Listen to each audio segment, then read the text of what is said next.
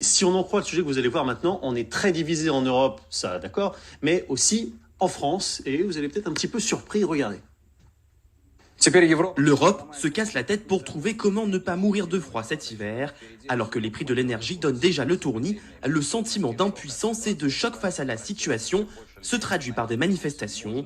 De plus en plus de gens réalisent que cette crise aurait pu être évitée sans les sanctions contre la Russie et que quelqu'un doit répondre de leurs conséquences.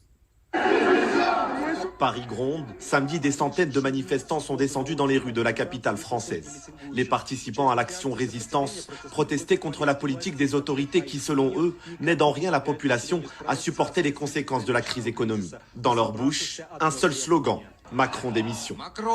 Macron, отставку. Et voilà, il n'y a pas eu de manifestation ce week-end. Avec LCI, distord le réel. Et on le distord jusqu'à le nier, finalement.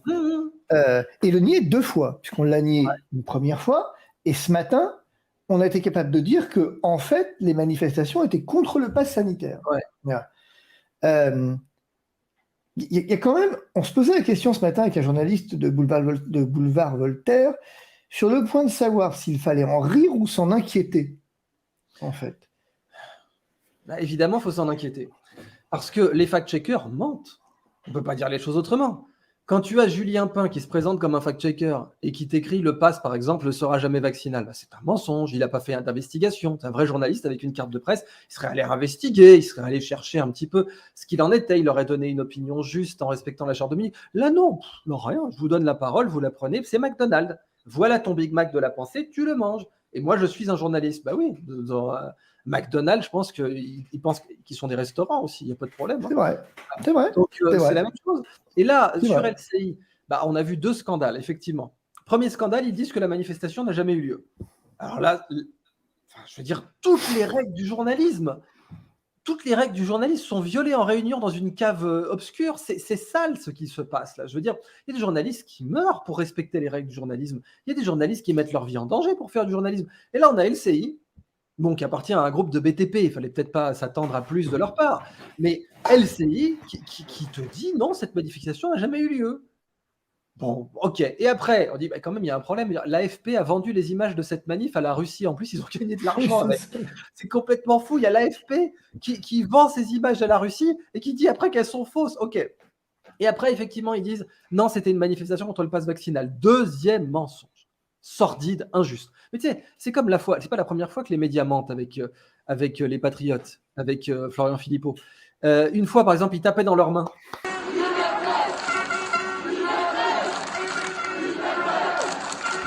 Ça, je me souviens, oui, bien sûr. Ça, je m'en Ils ont souviens, dit que déposé une c'était un plainte salut nazi. Ils ont dit que c'était un salut nazi. Et t'as Gérard Darmanin qui a dit que c'était un salut nazi.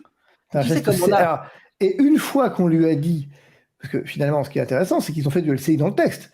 Puisque après avoir dit c'est pas un salut nazi, il a dit bon, d'accord, mais c'était un geste séditieux quand même.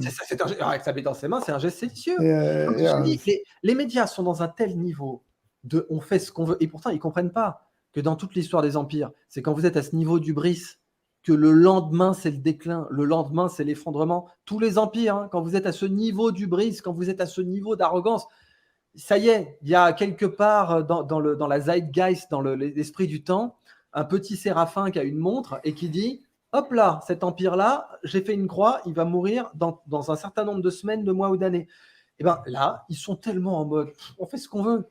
Donc, on peut dire que des mecs qui tapent dans les mains sont des nazis. On peut dire que des mecs qui ont des croix gammées sur le biceps ne sont pas des nazis et sont des grands défenseurs de la liberté. On peut dire que des images où des gamines font un salut nazi, c'est pas un salut nazi. Mais c'est ça. T'as des gamines qui font un salut nazi. Non, pas de problème, ça, tout se passe bien. On peut dire qu'une cheminée est une roquette. Là, j'ai vu un autre truc. Dans le Daily Mail, ils ont sorti qu'un papy en Ukraine avait abattu un Sukhoi 35. Un Sukhoi 35. Un chasseur de 5e génération. Non, mais avec un fusil. Avec un fusil de calibre 12, ça a une portée de 200 mètres. Le calibre 12, de quoi vous parlez? Et même à bout portant. Peut-être qu'il volait bas.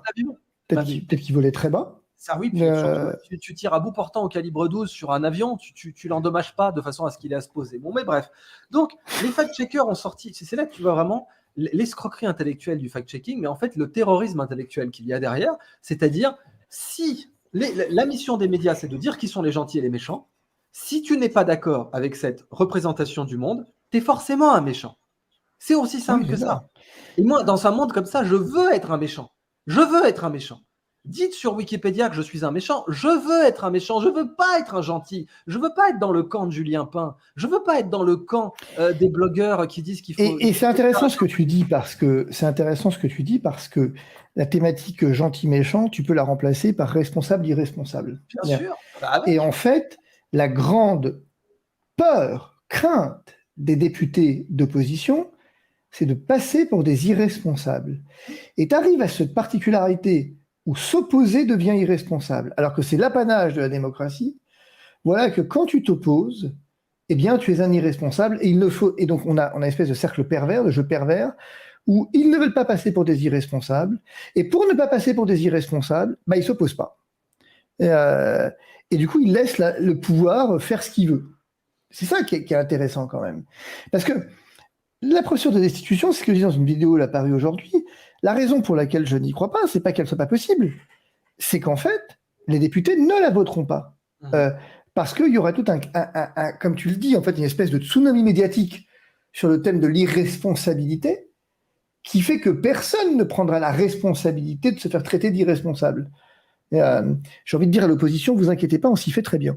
Mais c'est ça qui est paradoxal, enfin non pas paradoxal du tout, ce qui est terrible et terrifiant, et là où je partage ton avis sur le déclin en fait d'un empire qui est en train de s'éteindre, c'est qu'il n'existe même pas de voie pour prendre le pouvoir. C'est-à-dire qu'au fond, tu pourrais avoir des voix discordantes qui viendraient émerger de manière fantastique pour prendre le pouvoir et préparer une révolution. Tu les as pas, en fait, ces voix. Ceux qui ont le pouvoir, c'est les médias. Oui. C'est les milliardaires médiatiques. C'est le cartel de Paris.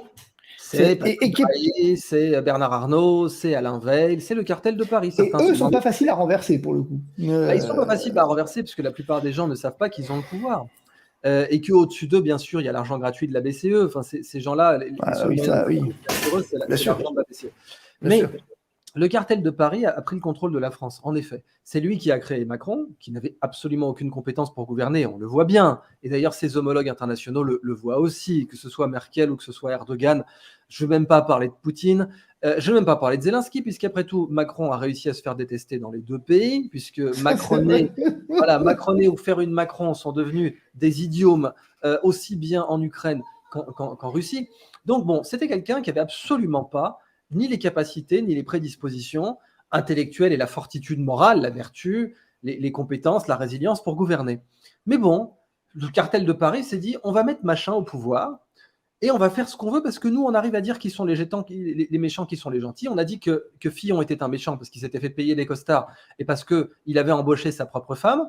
Bon, Macron, c'est l'affaire McKinsey, c'est les prêts indexés sur l'inflation. J'arrive même pas à me rappeler de tous les scandales, sans parler des scandales de pédocriminalité qui ont impacté La République En Marche. Donc, tout ça, nous, on est les médias, on arrive à faire en sorte que ce soit le gentil. Et il pourrait abattre quelqu'un dans la rue, il pourrait se faire tatouer une croix gammée, il pourrait enlever sa moumoute et faire tatouer une croix gammée sur son scalp, il serait toujours un gentil. Parce que quand on a la puissance du cartel de Paris, on peut déterminer qui sont les gentils, qui sont les méchants. Oui, c'est ça.